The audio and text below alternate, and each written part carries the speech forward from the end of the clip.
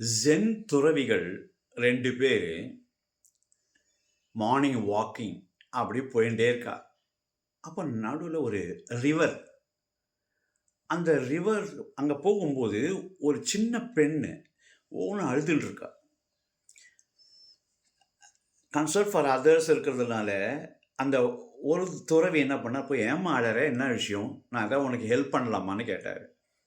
"நான் இங்கேருந்து அங்க கிராஸ் பண்ணி போகணும் சுவாமி. வீட்ல வெயிட் பண்ணுவாங்க. இந்த பக்கம் வந்துட்டேன். எங்க வீடு அந்த பக்கம் இருக்கு.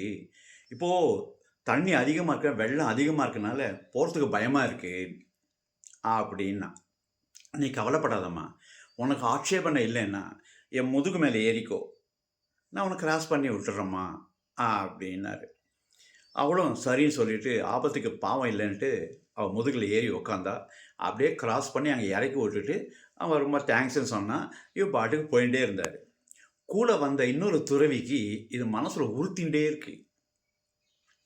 நம்மளுடைய டிசிப்ளின் பிரகாரம் ஒரு பொண்ண கை தொட்டு பேசக்கூடாது. நீ முதுகிலேயே ஏத்தின்னு வந்திருக்கியே, அதுதான் என் மனசு ரொம்ப சங்கடப்படுத்துது அப்படின்னு சொன்னாரு.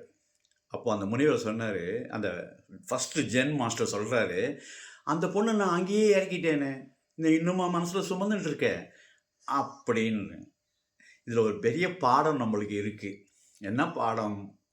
சில பேரு 8 வருஷத்துக்கு முன்னாடி ஒண்ணு நடந்தது, 10 வருஷத்துக்கு முன்னாடி நடந்ததுன்னு இன்னும் மனசுலயே ஏத்தின்னு உட்கார்ந்திருக்கா.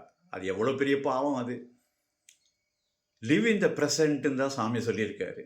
Past is history. Future is mystery. You don't know. But live in the present. You get the point?